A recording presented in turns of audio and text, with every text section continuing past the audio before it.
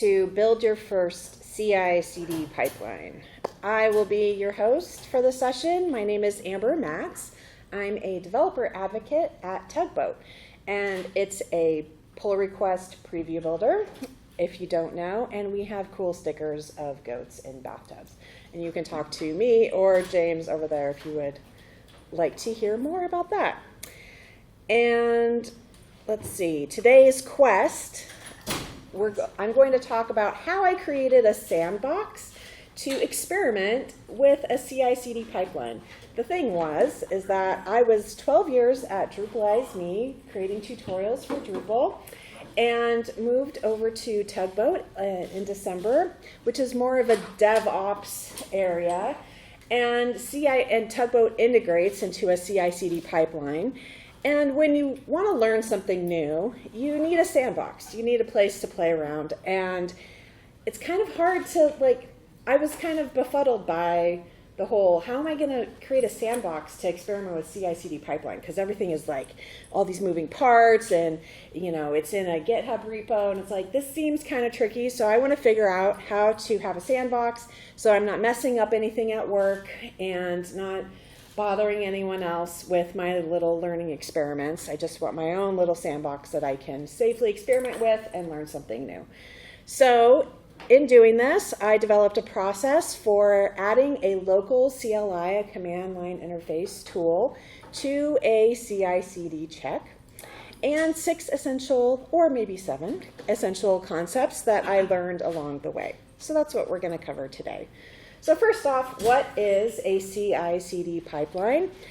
It's a sequence of triggered automated checks designed to increase confidence that your code is ready to ship. So it's all about giving you that assurance and confidence, I think this is ready. It's formatted the way I want. The code is looking good. And it's passing certain quality checks, whatever those may be. I have a little more confidence that this isn't going to ruin everything if I try to deploy this to production. So here's an example of a CI/CD check. So I have a local Git repository, and I'm going to check out a new branch called Amazing New Wallpaper. I've got this amazing new pink goat wallpaper with dark mode. I'm checking it out on my local. It's a Hugo site. It's looking good on my local. Works on my machine, okay? So now I'm going to push up that branch to my Git repository, and that is going to trigger this series of checks. So we can see some yellow mustard-like dots right now, and I can see that there's a number of things that are happening. It's running a prettier check, it's running a markdown check. These things are all happening automatically just when I pushed it up. And even Tugboat is coming in from the other way. It's like the reverse Uno card of what I'm doing. So for both situations, I've got automated checks happening on this pull request. And I am now testing this out in Tugboat. I can see that it also works on that machine. So I've got it working on my local machine. I've got it working on a Tugboat preview. Tugboat is giving me some extra quality checks that come out of the box, like Lighthouse reports and visual diffs. So that's pretty cool. And now I've got some green checks over there, and that's happy. So that's giving me, those green checks are releasing serotonin into my brain going, yeah, you know what? I think this is ready to ship. So that's what I mean by a CI/CD pipeline, is any sort of triggered automated checks that are going to run on a Git repository. And I want to go to the next slide. There we go. That are going to increase confidence that your code is ready to ship. So is that clear as mud to anyone? Any questions so far? Okay. So where did I start in this whole learning process? Basically, I've got a local Git repo. I've got a main branch. I'm doing some commits, basically YOLO commits to the main branch. I'm not doing anything else, right? This is just my own little fun little project. I'm not creating a pull request. I'm not doing anything that work tells me I have to do. I don't have to create a pull request or have any other automated checks. I'm not doing anything. I'm not even deploying anything. That's all I'm doing is pushing commits up to a repo on GitHub.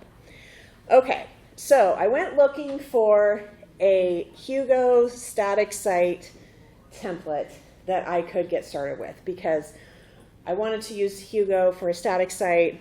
I wanted to figure that out. And you know, I found something really cool. I found what's called a repository template on GitHub. And it's this Kai Jimmy / Hugo theme stack starter. So I used that template. You find that on GitHub. You say, use this template. And it creates a new project. It's kind of an enhanced clone. You know, it's like a clone. And I named the repo, very importantly, my GitHub username, agentolivia.github.io. So the name of the repo is that whole URL, right? And this is going to be magic for later. Then in GitHub Actions, I went to Settings, and I went to Pages, the Pages menu item, and I chose a source of GitHub Actions. So in the build and deployment section, I selected a source of GitHub Actions, and this is going to create some magic here. And so now I've got a new GitHub project that uses that Hugo theme stack starter template repository. I've set up a new project. I've named it Agent Olivia, my GitHub username, .github.io. And then in the settings, I set the build and deployment to GitHub Pages. So now I'm ready to set up my local machine. I'm cloning that new repository that I've just created, and I'm going to set up my environment. And this is going to be an important thing for us to think about, like, what am I setting up in order to get this site working? And I'm going to install Hugo, and I'm going to install Go. And it was helpful that I had a relatively new laptop. A lot of the times we lose track of the dependencies that we need to install in order to run command line tools, especially if we've had a laptop around for a long time. We can forget, oh, I needed to install Node or Go or whatever. And so luckily I had a fairly bare bones machine, so I could be a little more mindful of those dependencies.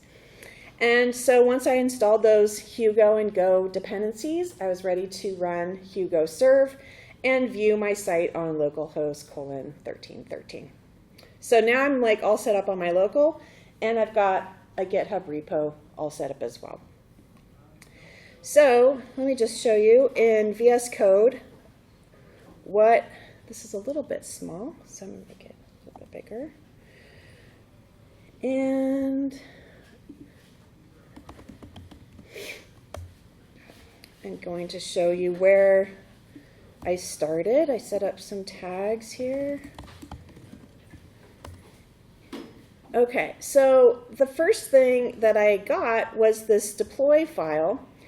And so this is my first time really looking at a GitHub workflow file. And so it's called build and deploy, and it's got this key. Whoa, I've got all sorts of helpful things happening. So I've got this on, push, branches, main. And in fact, when I first got the very first file, so it had like 2 branches, master and main.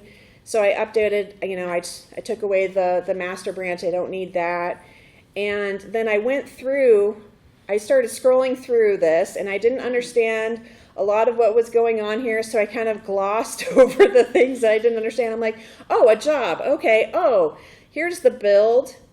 Here's a job called build, it looks like, and env, I can see that this is some kind of environment. So I matched the Hugo and the Go versions that I had in DDev on my local to what was happening here, and I updated the time zone. And the time zone was important because there was also this update theme job that came with this stack starter template that is running on cron, and that's why it needed the time zone, because it's running on a schedule. So I'm like, cool, there's a lot of cool things happening here. Oh, and then I start to kind of glaze over as it keeps going on and on and on. I'm like, oh boy, like there's a lot of really interesting things happening here, but this is a bit much for me as a beginner to this process to handle. So I'm just gonna like celebrate the fact that that this exists, and I'm like, oh, this is great. I now have a build and deploy pipeline. I guess I'm done now. Like my whole process was, oh, I need to like build a build and deploy pipeline, but I actually got it for free with this Stack Starter template. So where am I now in my progress? Well, I've got the beginning and the end. So I can commit code changes to main, and I can push that to the repo, and it's going to trigger this automatic deployment to GitHub Pages. And just like that, I've got a website at agentolivia.github.io, and it's my Hugo blog. So that was that. What I don't have is any of the middle steps. I'm not doing any best practices like creating a pull request. I'm not triggering any of those quality checks. I haven't got any of that set up. I've just got the beginning and the end of my process, which actually is great. So now I can fill in the middle and see how it's going. So that's what I got with a new repo based on this Hugo Stack Theme Starter template repository. And one of the things that I could decode right away was there was this on key. So looks like on a push to the main branch, something is going to happen here. So it's listening for that. So that was like my first takeaway was there was this trigger happening, and that's how I was able to get a deployment just by pushing a commit to the main branch.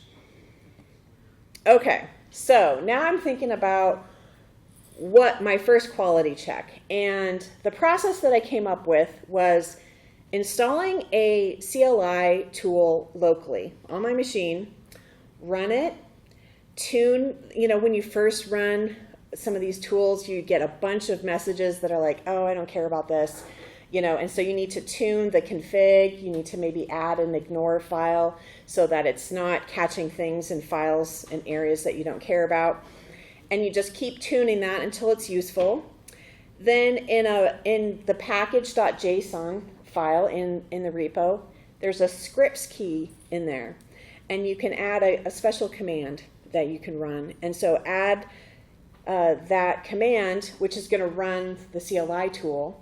So add that to package.json, run it, fix the files, fix the errors that it finds until the tool returns 0 failures. So now you've got files that are fixed, a tool that is tuned and ready to go. So now you can commit that config, the ignore file, and your fixed files to your repo. So that was like the beginning, first kind of step 0 of my process. And now I can, now I can add my first quality check. And I decided to use Prettier because we were using that at work. I'm like, okay, I'll figure out how Prettier works. And so I'm going to install Prettier by running npm install --save-dev, then Prettier. And I'm going to create .prettier rc and .prettier ignore. And how did I know how to do this? You know what? I used Claude. That was another tool that I was learning to use earlier this year. And I was like, because when I first ran Prettier, I was getting all of these error messages, and we're like, I don't care about this stuff. I need this tuned. And the configuration on Prettier, the file, the JSON object, it's kind of confusing. It's kind of like it has all these coded codes for their standards. I'm like, I don't know what this means. Claude, help me out. So Claude helped me tune the Prettier RC and tune the Prettier ignore. So that was a really huge help, actually. And then I added that format : check, which is going to run Prettier -- check. So it's not entirely necessary to have a custom command to run Prettier -- check. I mean, it's not that much of a savings, but if you end up adding more options that you want to run to Prettier, it's nice to have a simple command that you can run. Okay, so I've got that, and I'm testing it locally. I'm running the command, I'm modifying these config files, and I'm thinking about what did I need to even run npm run format : check. What does npm stand for? Node Package Manager. So what did I need? Node.js. So Node is a server software that lets you run JavaScript on a server. So that's what I needed, and I needed to remember that. So now I'm ready to add this to a workflow. And I'm using the GitHub. I'm in the GitHub environment, as you probably are already figured out. So I'm creating a directory, and it starts with the dot. So .github is the name of that directory, and it's going to be in the top level of my repository. And then inside that, I'm going to create a directory called workflows. And then I'm going to have a file that has a YAML extension, and you can call it whatever you want. Anything that makes sense for that describes this workflow. So the one that I got for free was called deploy.yml, and it had multiple jobs. I had a build and a deploy. So I'm creating one that's called lint.yml, and then I'm going to find an action that's going to run what I need. So I can consult the tool docs, like Prettier docs. They may have an official workflow YAML that you can copy and paste that's going to get Prettier all set up. Because basically the thing is that I've got this working on my machine. I'm even using DDEV, so I'm working in a container on my machine. And what's happening in this whole CI/CD pipeline is another container is running in a pipeline. So we need to set up that machine as well. And the GitHub Actions are shortcuts to downloading the software, setting up the environment, setting up the operating system, and setting up the tool and all of its dependencies so that it can run in that container in the GitHub universe, okay? So I'm going to find an action that fits. I can consult the documentation for my tool. I can go to the GitHub Action Marketplace.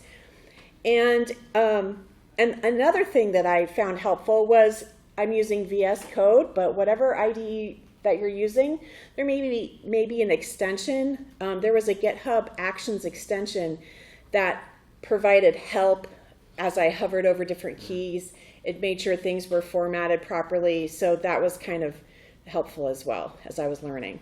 So I find, and you may also find, that when you're getting started with something, it's way more useful to have a starting point that you can edit instead of just starting with a blank page. So finding that starter kit can be go to the docs, go to GitHub Actions, and you know what, honestly, I skipped to the end. I just asked Claude to help me figure out, and it could help me because there were these docs. So I'm a firm believer in documentation, but I also like asking a robot for help as well. So let's see what I started with here. Let me see here. And this is the first workflow that I set up to run Prettier. Okay, so we're going to check out. So now I've created this new file in .github/workflows called lint. And I'm going to move this down a little bit.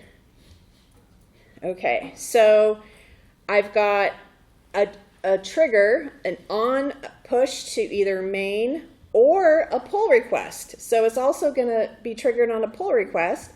And there's also this workflow dispatch : which has an empty thing. And that is in GitHub itself, a button that says run this workflow. So if you want to manually trigger it, you need this workflow_dispatch trigger.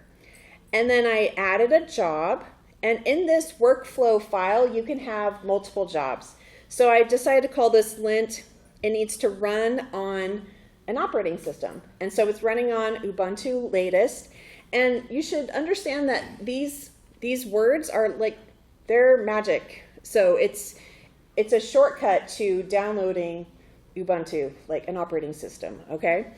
So and same with this right here, this actions. So that's referring to the GitHub Actions Marketplace.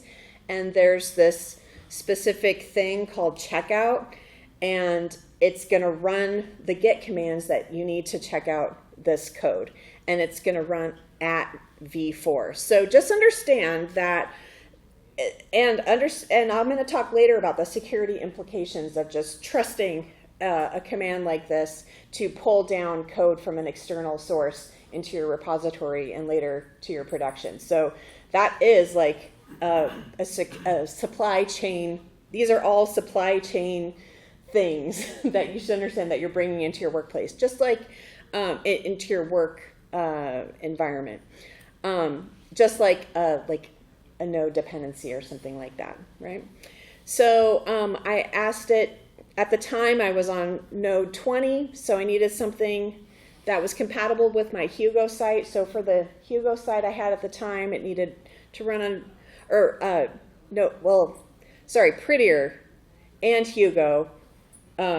Anyway, I needed node version 20 for some reason or another. And then I need to install the dependencies that Prettier needs. So I'm going to run npm CI.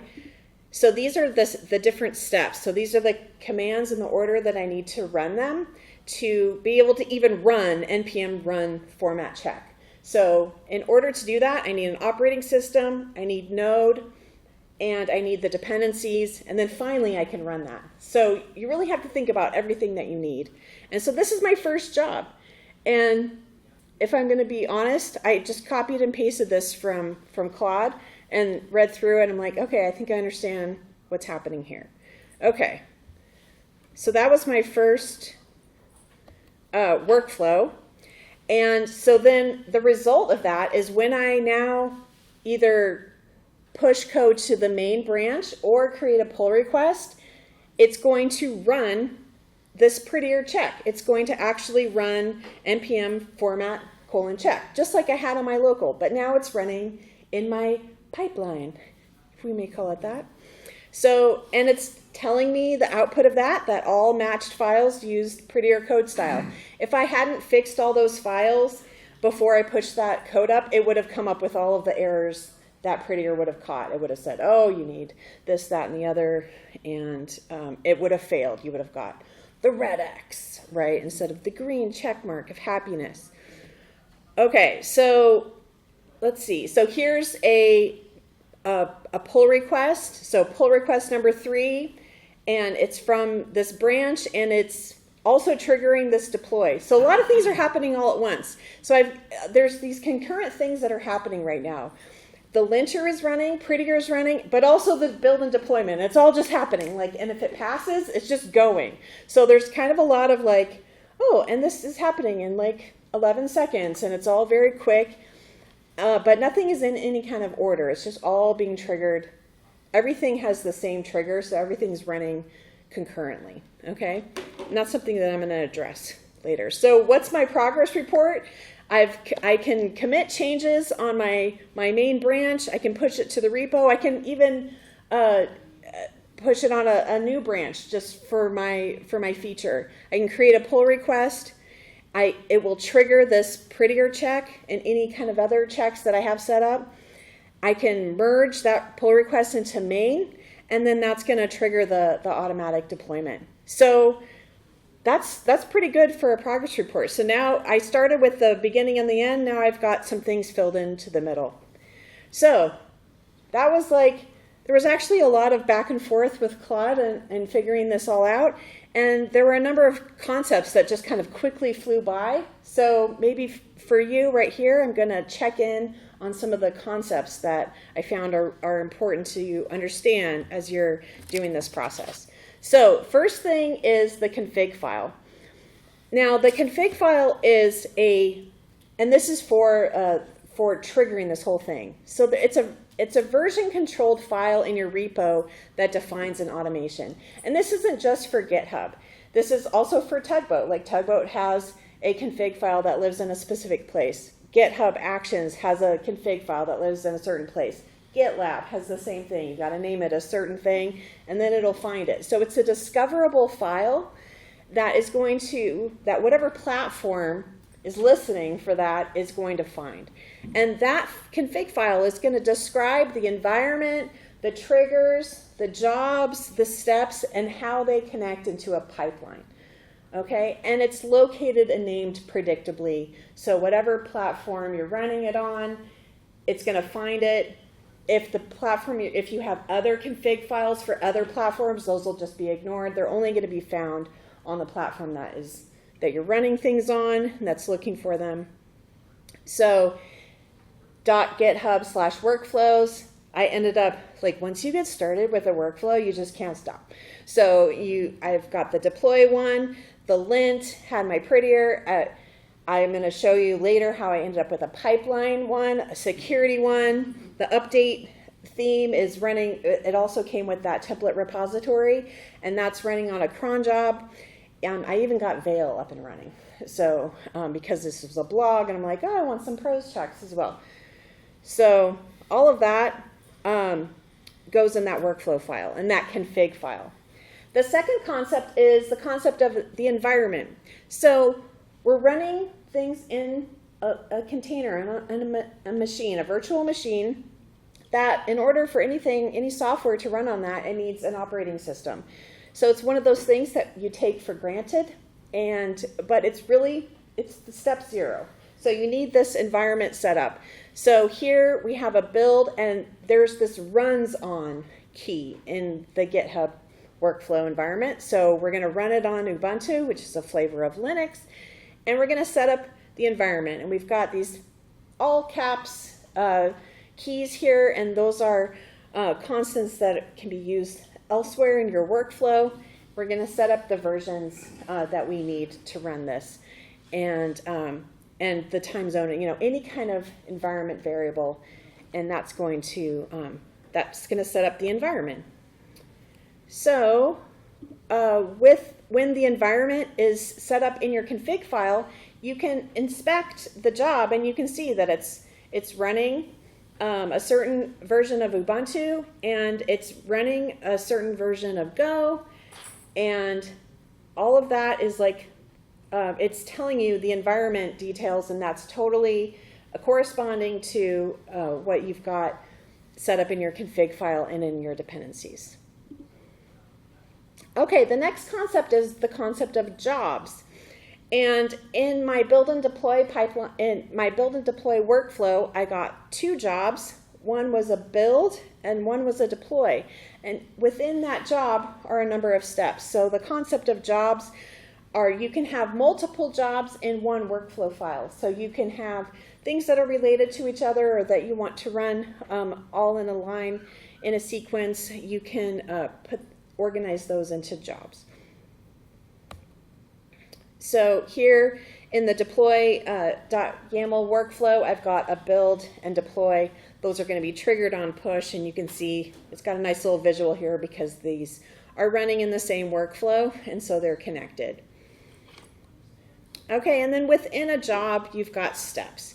So we've got, and this is all using YAML, so we're using a dash under the steps key, and we've got a name for that. So that's going to be a human readable name that's going to make sense to you when you're like trying to figure out why this job failed. Like, where's the step, and then you can expand that out.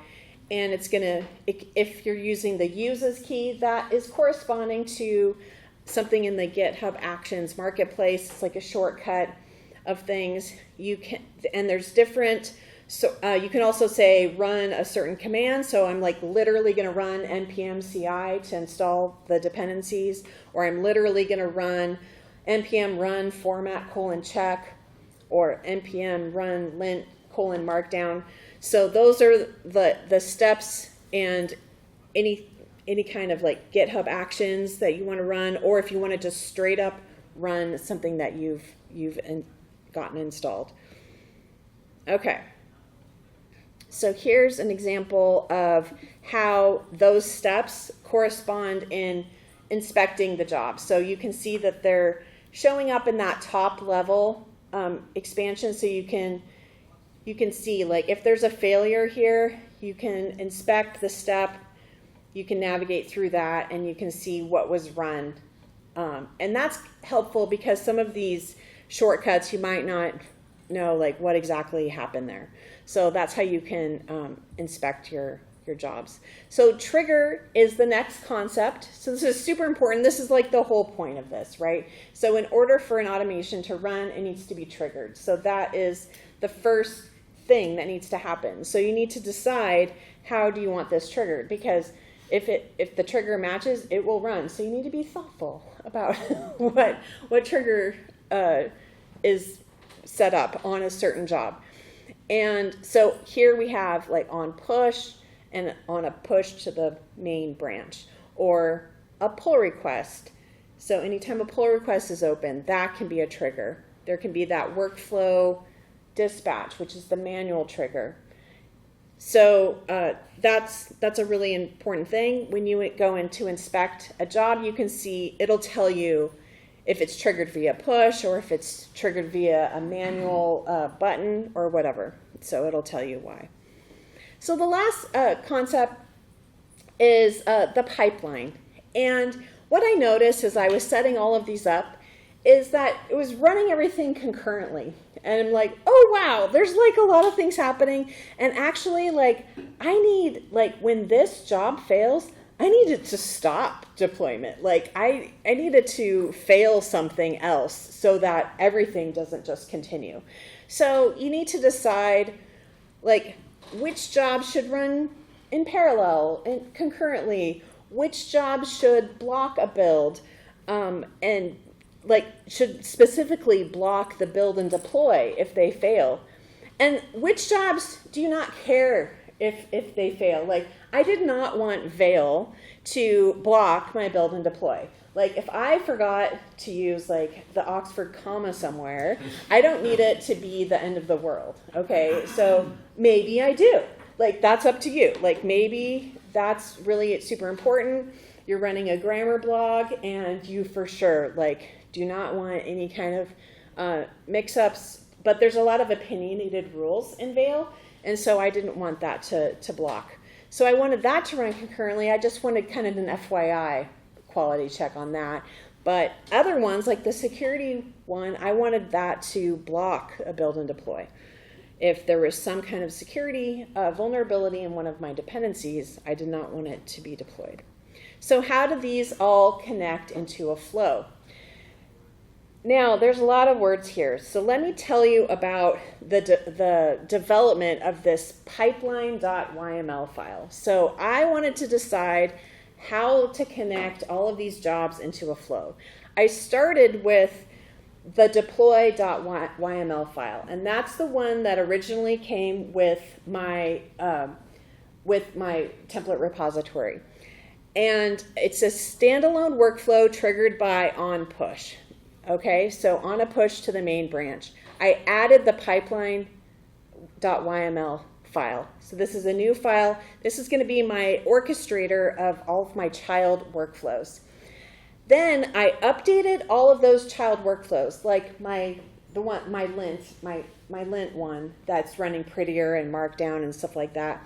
And I changed the triggers on there to, from an on push or the workflow dispatch to on workflow call. And so now that's a new trigger that I just learned about. That means that I can call that workflow from my pipeline. Okay? And then let me just show you this really quick because it's hard to, okay.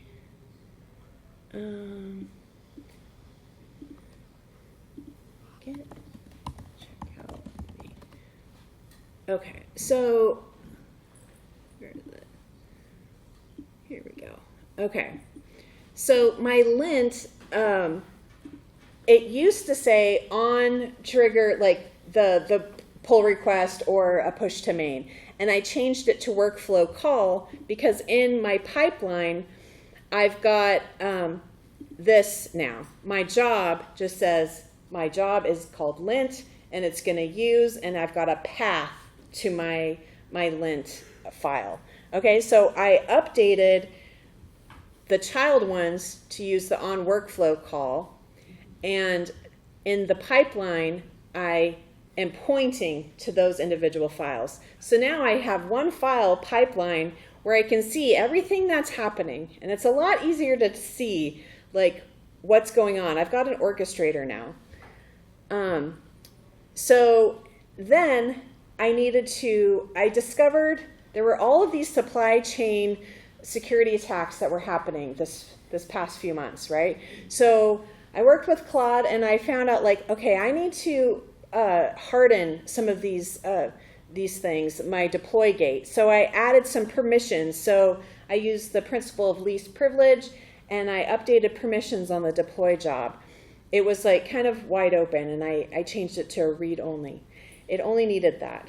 I added an if condition so that the deploy only happens on a push to main and not any open PRs. I extracted security. I had this npm audit command buried in my build workflow that I kept forgetting about. And so I extracted that out to a new workflow, security.yml, and so I could definitely see that there was a separate security workflow, and I could see when that failed. So, and then I could have that security workflow block the build and deployment. So that enabled me to do that. I did some repo-wide hardening, okay? There was a timeout on one of the workflows that I got for free that was like 10 minutes. And what I noticed was that these jobs, they would run in like 10 seconds, 20 seconds. And I noticed that one of them was like still running after 5 minutes. And that definitely signals a problem. It can signal that there's something wrong.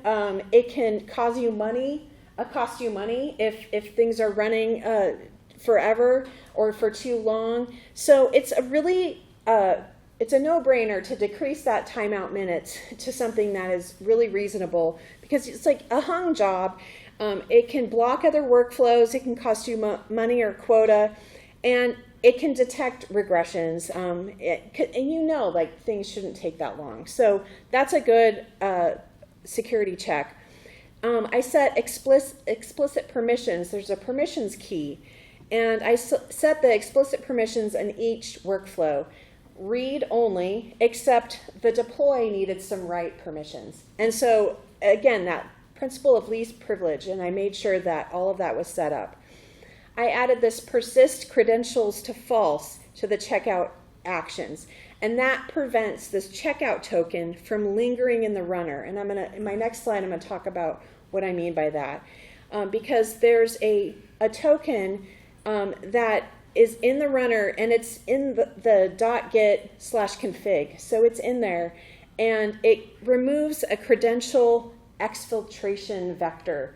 That was one of all these things that I learned about this spring with all of these security attacks.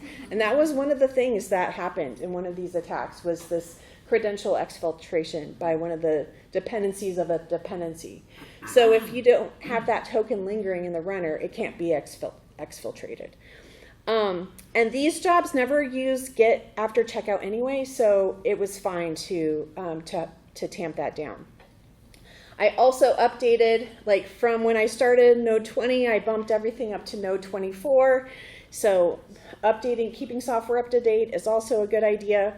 And then the supply chain modernization that I did was I replaced any kind of third-party action. So I told you at the beginning, like, oh, find a GitHub action in the marketplace to like install Hugo, and it's just like, oh, okay, some random person that I've never met, like, created this GitHub action oh, it's so short and pithy, and I can just use this shortcut to install Hugo. Well, I don't need that, and I don't know who that person is, and I don't know if, like, their repo is going to get compromised, and then I'm bringing that into my repo, and now I'm compromised. I know how to install Hugo on this. I can just do it myself, and it's no big deal. So I removed that third-party action, this piece iris/actions-Hugo with a direct Hugo download, and I added a SHA-256 checksum verification to it. So it's not just like pulling something down like willy-nilly. It's got this checksum verification. And as an aside, like if you're using Dependabot, you can have Dependabot check that as well and see if it needs to be updated. So that was like really helping to reassure me that any kind of dependencies that I had I knew how they were getting into my system, and I wasn't just bringing in anything out there. So there's this concept of GitHub tokens. So a GitHub token is an automatically generated credential scope to your repo. And a GitHub token's default permissions are set at the repo org level. And it could be set by default to read plus write to almost everything. So it's really important to understand that the checkout persists, a Git checkout persists the GitHub token to disk. So in your .git/config, and it's an auth header for the entire job. And so that can be, so these two things, the GitHub token that's automatically generated credential, the GitHub token's default permissions, you can override that in your config by adding this permissions : contents : read. Okay, so you can tamp down the permissions in your workflow file using that. And the issue with checkout persist GitHub token to disk, you can override that with this persist -credentials : false. So that helps you tamp down supply chain and token exfiltration vectors, all these fancy things that we got to learn about this fall with all of these attacks. That's how you can help secure your workflows, by using those settings. So it kind of escalated quickly. I got a workflow running, and it was all very exciting. And then all these supply chain attacks happened, and I was like, Claude, help me tamp this down. And I learned all sorts of cool security repo hardening skills. So it's really worthwhile to have a little chat with your favorite robot about supply chain vulnerabilities and tamping down your workflows. So for your first check, what's one tool that you love to use in your IDE that you could add to a CI/CD pipeline? Is it a markdown check? Is it a prettier check? What's a tool that you love to use, that you want to add to a personal project or something that would run automatically on every pull request? So do that. And here is my final boss demo of what I ended up with. So I've got a new branch to update the background, and I'm pushing that up. I need to now create a pull request.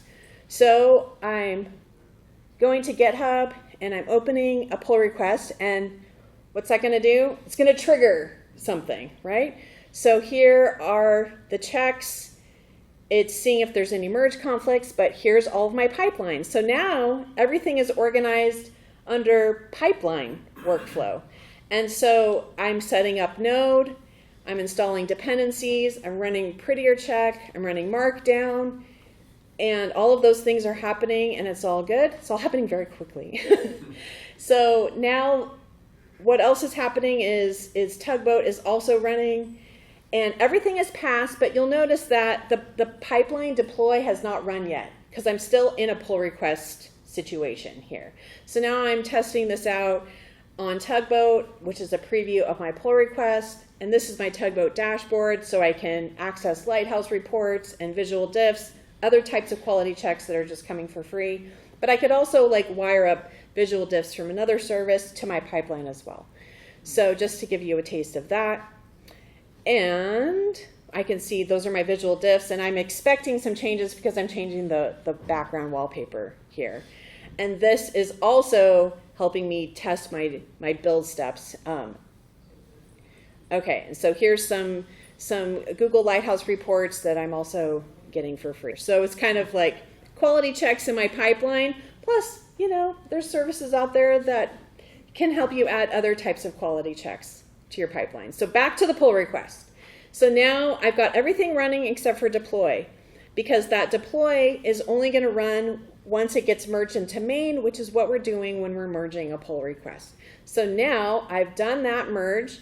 I'm going to go into actions, which I can see all of my running jobs, and this is where I So here's my pipeline workflow. It's run lint, it's run security. Those are both passed. So now it can run the build job in the deploy workflow. So that's going to take a couple of minutes here, or not even a minute. So it's going to take a few seconds here. And there it goes. Okay, so now once that passes, so you can see how I've got things organized into a flow and what is blocking what. So instead of everything running concurrently, I've got things running in a flow. And so now the deploy pipeline has published my site to agentolivia.github.io, and that is that. So here's my progress report. I'm committing changes on a branch. I'm pushing it to the repo. I'm creating a pull request that's triggering automatic quality checks. I merged my pull request into the main branch, and it's triggering an automatic deployment, which is the same as what I had before, but like way more organized. And now I can like see like what's happening with pipeline, and things are less chaotic, and I can track down my jobs better, and things are ordered in a proper way. So I created a sandbox to learn CI/CD concepts. I created a process of installing a local tool, tuning the config, and then adding that to a pipeline. And then I organized that into pipeline workflow to help me organize how I want these jobs to run. And I learned a whole bunch of security hardening techniques in the process over the past few months. So I've got my repo, it's public. You can examine my workflows there. You can copy and paste to your heart's content. You can use the GitHub Actions Marketplace or the docs there to learn more. And you can find me at camp. You can find me online. You can find me on LinkedIn if you wish. And I just want to thank you very much for your attention, and I hope you learned something today. Thank you very much. Are there any questions? I think we're kind of out of time. Yeah, so come find me later if you've got questions. Thank you so much.